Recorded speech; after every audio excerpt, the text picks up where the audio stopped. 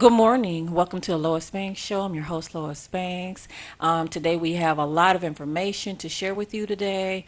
I want to introduce two people who I will interview today. They have very important topics to share with you.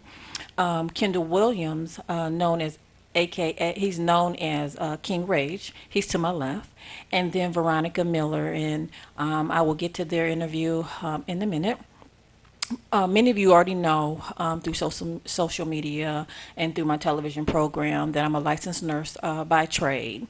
I have a healing ministry, and when I travel the United States and overseas, the blind receive their sight, the lame walk, the deaf hear, and the dead are raised.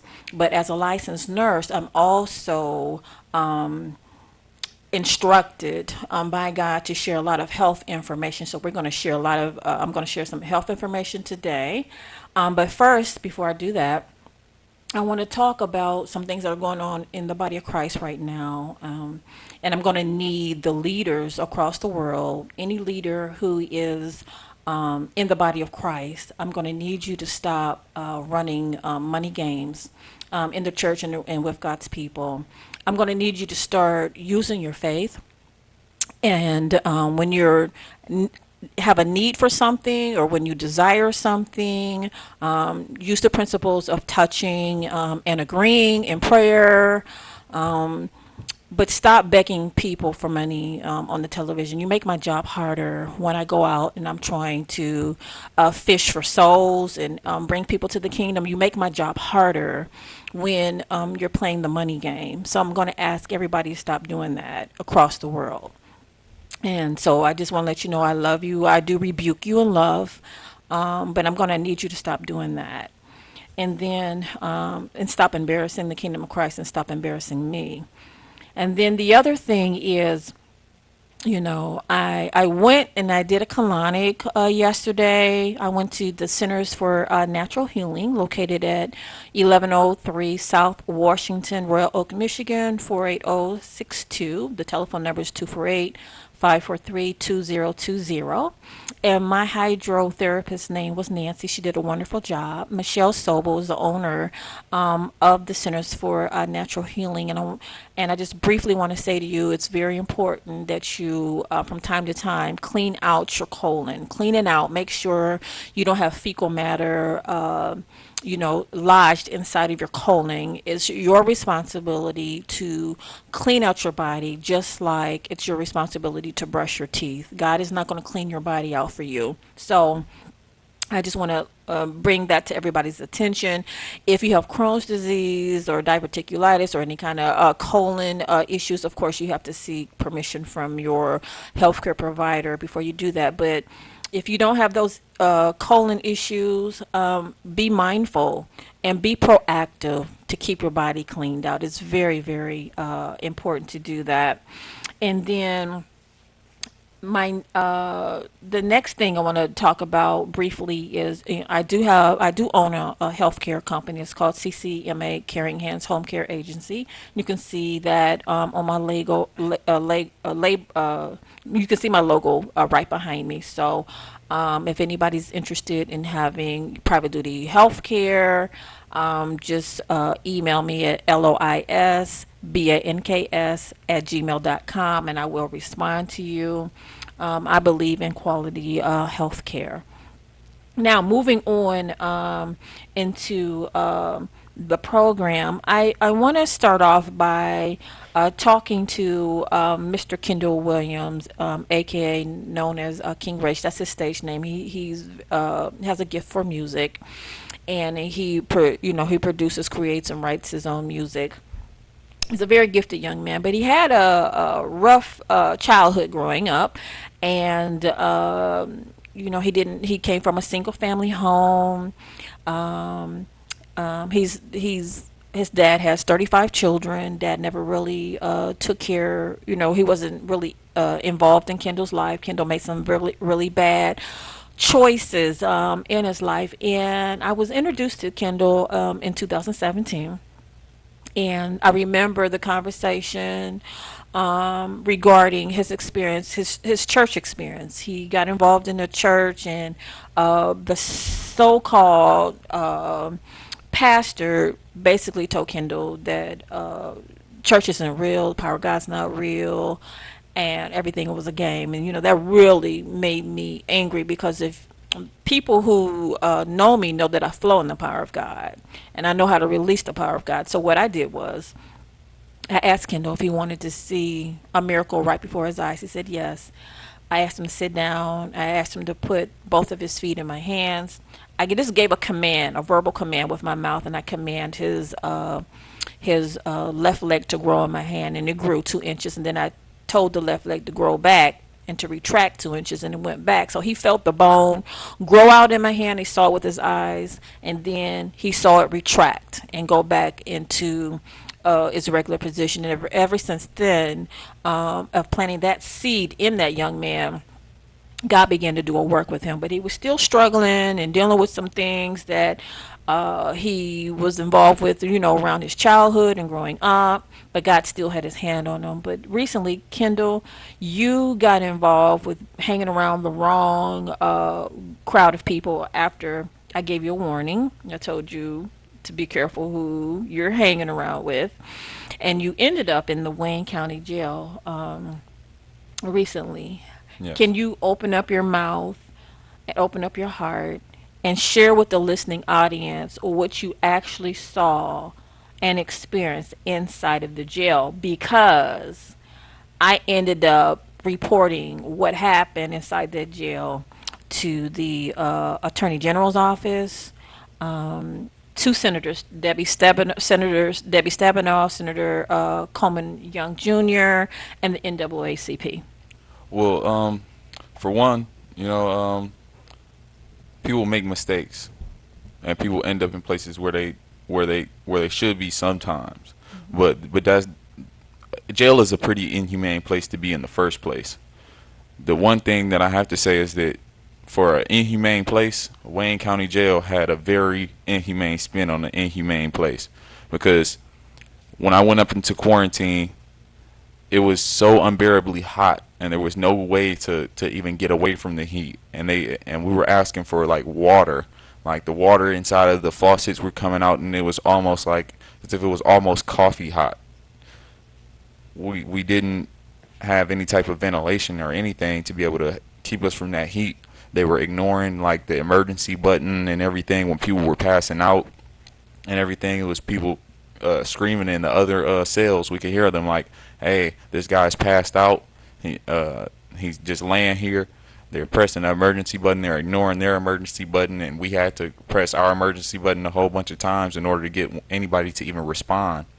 And that's even more inhumane than what it already is. I'm already inside of a cell, and I'm looking outside and wondering what time it is all the time.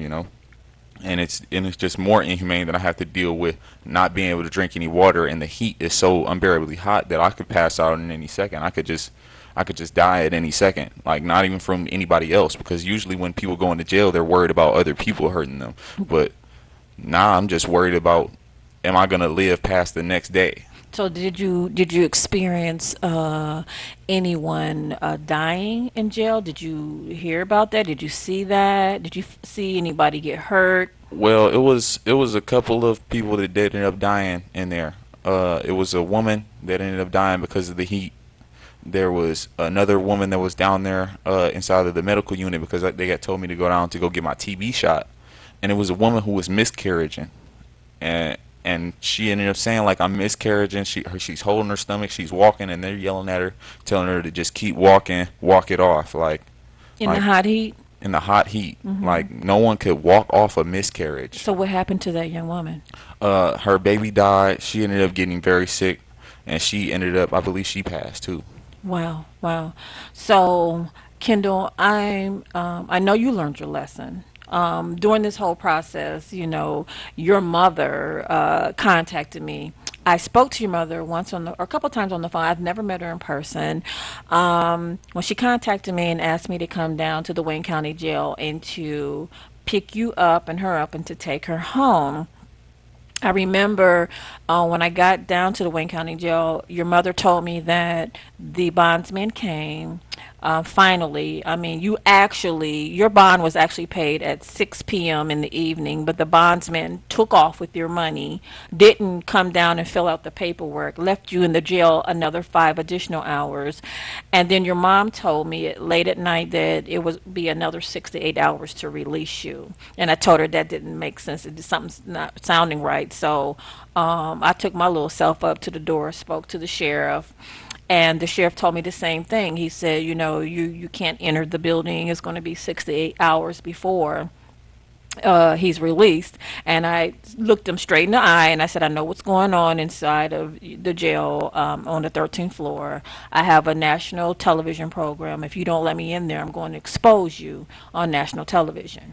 He immediately let me in. Then I chewed out four more sheriffs. And then I reported what happened. Within an hour, you were released from jail. So I want the television audience to know that it's not only the Caucasian officers that are killing our black people. It's also the black officers killing our people as well. And you need to have a conversation with your children and teach them to stay on the right track. This is a message for anybody who's thinking about any kind of criminal activity. You're thinking about doing something you don't have no business doing.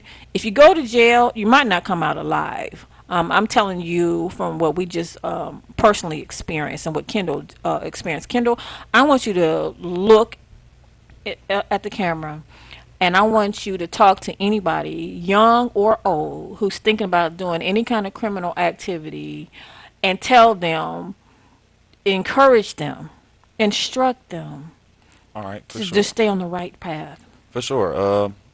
If you're around someone and they tell you to do anything that's outside of what your parents raised you to do, then they're not your friend, because your friend wouldn't want to see you inside of that situation.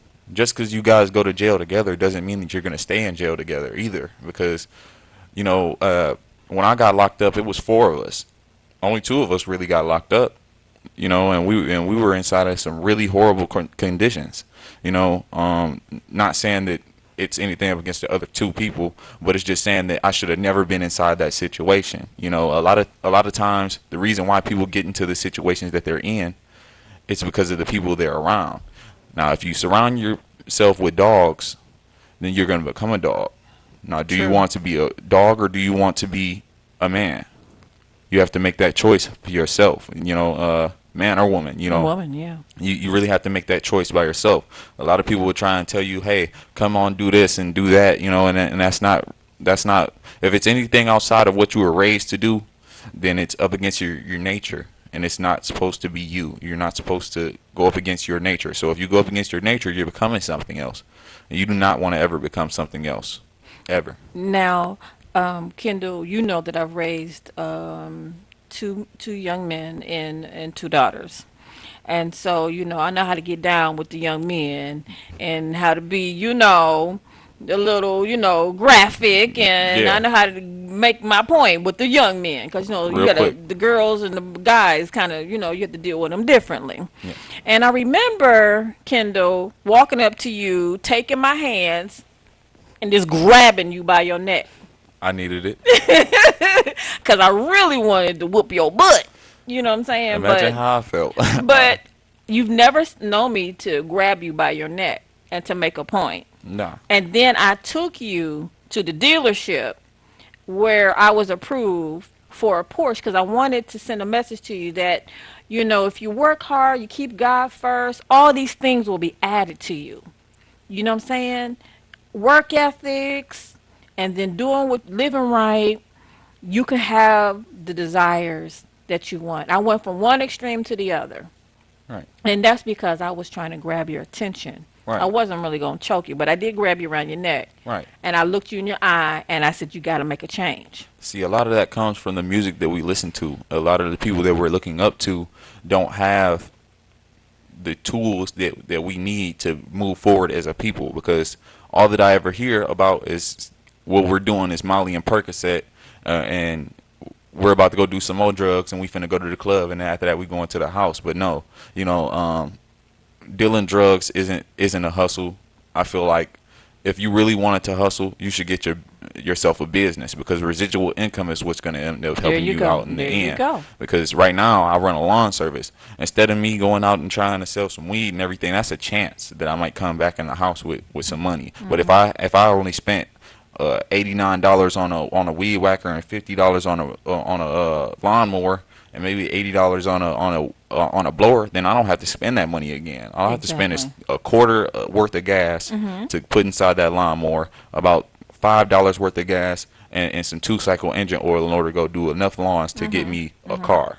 You know, Right now, your dad spoke some negative words over you. You had never seen him. You begged your mother to see him.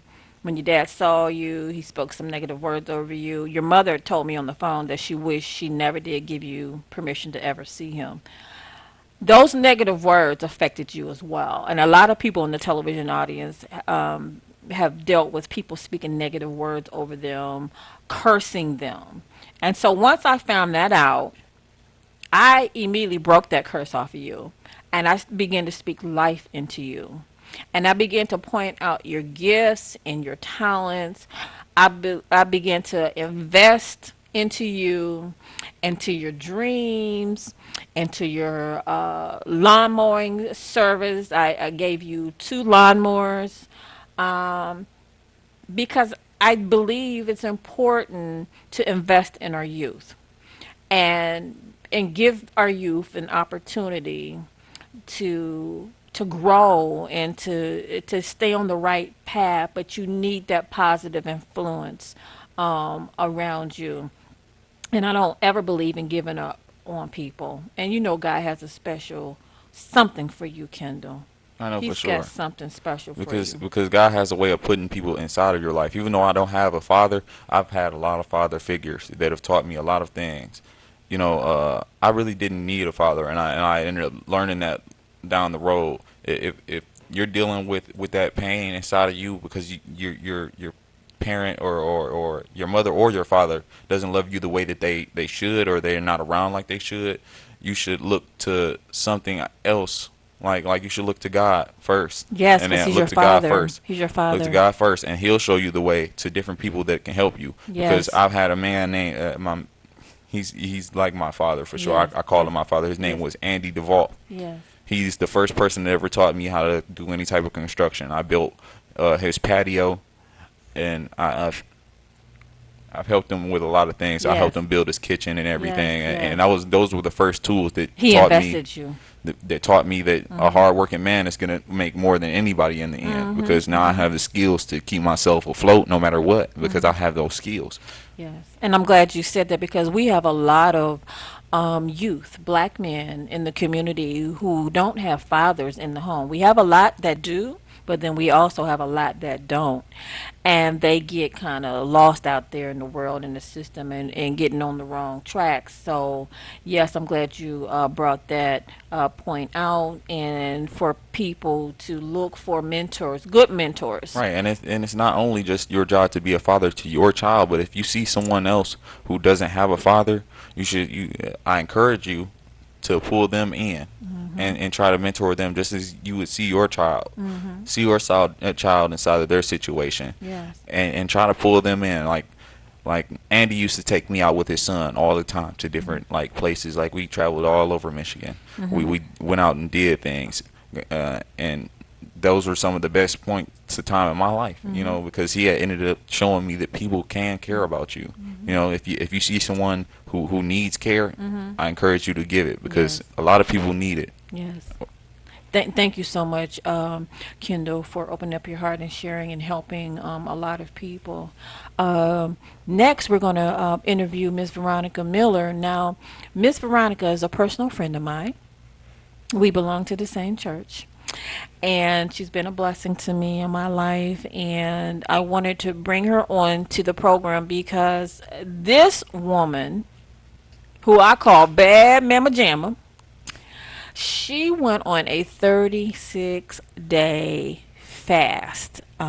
She wants to finish up the remaining days that are left. I think she just added a couple more days recently. Now she made it to 38, but she went through a 36-day consecutive fast, and I want her to first talk about how God led you on that fast. I mean, because that's not something everybody wants to do. Stop eating for 36 days. I didn't want to do it either. But Speaking here, Mike. what had happened was, I kept hearing radio programs and television programs and other people talk and preachers, and I was like, okay, why do I keep hearing this word? Let me confirm. So I said a prayer within myself, and when I said a prayer within myself, it was confirmed. I said, okay. So one day I happened to just be, was I on the phone with you when I said it? Yes, Yeah. you did. You were on the I phone was with me. watching a program on YouTube about someone who had changed their life with the Lord. And what happened? I had said a prayer within myself. How many days you want me to do this? And it just Now you're so talking to the happens- Lord. Yeah, I'm within myself talking to the Lord. And all of a sudden I heard 40. I was like, what? Why 40? Can we do like 2 or 3? Right. I was doing like maybe 1 or 2 when I heard fast, and then I was like 40. Oh my God, that's a lot. But I was like, okay, we gonna do this. So I just cut cold turkey, just stop. And within them 36 days, first 2 or 3 was okay, 10 was okay, 20 was a little struggle. I was working out in the process, lost weight in the process. I lost like 40 pounds all total. Did you see a lot of toxins come out of your body? No, Okay. I didn't see any of that. Okay. But weight through my tongue. Yes. My tongue was like pure white. Yeah, that's the It wasn't toxins pink. coming out. Okay, so my tongue was white. And what else? I was working out like 3 times a week. If I didn't feel it, I just did not go. What else? You spent time in the Word. Yes, in prayer. I did. I spent time praying in tongues and reading the word. but And that's- then what was my suggestion to you to keep your blood sugar up so it oh, wouldn't drop? honey, and lemon and water. I did that. What kind of water? Periodically. I Distilled took water? distilled water. I took distilled water. I'm working on being consistent, because I felt so weak that I was just like, I can't do anything, and I was just asleep. Right. But after I took the lemon and honey, I got my boost that I needed, and it was still a struggle. When I got to them 30 days, that was the trying time. I was real tired. Right. But and during my workouts, I had to take it a little bit easier than normal because me and my stomach was having a fight. Right. So we had to go, behind the bushes and have a conversation. And I just want to say that a lot of people don't know that when they stop eating, the body goes into a different mode. Okay. Your body begins to look for diseases, toxic chemicals, parasites, and it begins to clean it out and get rid of it. So when you're eating, your body's in a different mode. It begins to, digest the food, assimilate the food to the different cells, repair, and create new cells. The moment you stop eating, your body is programmed by God to look for diseases, sickness and disease, foreign invaders, anything in your body that should not be. It begins to get rid of it and get it out. And a lot of people have not tapped into that. Some people have. It's very important to have some kind of fasting regimen in your walk with God. Your body definitely needs to be cleansed, and you have to figure out between you and God how you're going to do it. Everybody's not called to a long fast. I personally do a 24-hour cleanse once a week with distilled water, raw honey, and apple cider vinegar with the mother. I, on purpose, go inside my body and clean it out once a week because the environment is very toxic, and you can't walk around and fill up with poison and think you're going to come out with health. So there's some things we have to do proactively to help take care of our body. And then I also combine that with fasting and pray. I pray in tongues that whole 24 hours. I'm shut in with the Lord. I'm not on, watching television and all that kind of stuff. It's just me and God. And I've been doing that for like over 20 years, taking care of my health. So that's just something near and dear to my heart. Now, while you were on your fast, God gave you 2 dreams. Okay. Share briefly. Share both of them. Oh, one dream was, don't know what it was, but I will put it this way. It were people getting shots and they were dying. These were adult people In the in hospital. the hospital. And the second one was were children and these were immune shots and they were dying. So those were the two dreams I had. Yes, and I thought that was very important because I know as a licensed nurse that people who have been giving their children immunizations, a lot of the children have been diagnosed with autism, and you're going to find more natural ways to build the immune system, such as making sure the vitamin D levels are normal, they're eating healthy, they're eating foods without the chemicals, and you're giving them pure water, not that sink water. Sink water has over 700 chemicals. And then be careful when you go into the hospitals. I always tell people, Satan has his own system of doing things. Be careful with those immunizations. Immunizations have a lot of mercury inside of them, poisons inside of them, and is a part of wiping off the population, and God wants you protected. So you have to be careful and prayerful. Don't trust everybody to take care of you. You make those choices. Find out what's going on. But there was a warning, two warning dreams about immunizations, one for adults and then the other one for children. So you need to be aware of that, and that came out of your fasting in your prayer. Yes. Okay. I definitely know through your fasting and prayer, your skin is glowing. You look wonderful. Thank you. You look good. Thank you. I know that was a really interesting experience for you. Your body definitely is cleaner, much cleaner. And because you spent that time cleaning it out. Like I said, everybody's not going to do an extended fast. I know Pastor John Hagee, he talked about his mother doing a fast. She just skipped dinner for about 2 weeks and began to pray before God. And Pastor Hagee's brother had epilepsy. After the mother got finished praying for 2 weeks and skipping her dinner, that was her fast, skipping her dinner for 2 weeks. She went and laid hands on her son, commanded the spirit of infirmity to come out of his body, and he was completely set free of epilepsy. Because, people with epilepsy have a lot of seizures, and they're on a lot of medications. He never had epilepsy again. So somewhere in your Christian walk, you're definitely going to have to incorporate some type of fasting. It's different for everybody. I know Marilyn Hickey says she skips meals throughout the week. She might skip breakfast. She might skip breakfast and dinner throughout the week. Depends on how she's feeling led that week. But you definitely have to incorporate some kind of fasting and prayer to build up the power of God inside of you to walk in deliverance and miracles. So I just want to say thank you for tuning in to the Lois Banks Show. I hope the show was informative and encourages you to walk with God and to strengthen your walk with God. Parents, please go out and talk to the children in the community, talk to your own family members, let everybody know, hey, keep the young people, keep the older people, y'all stay on the right track. Don't go into these jails because it's not going to turn out good for you. And then I also saw an article in the Detroit News on June the 6th. I think June the 2nd is when I went down to the Wayne County Jail to help you and your mother.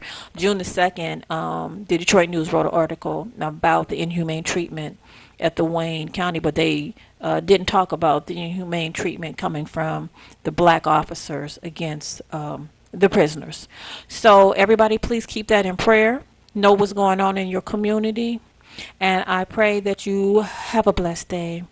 Thank you so much, and God bless you.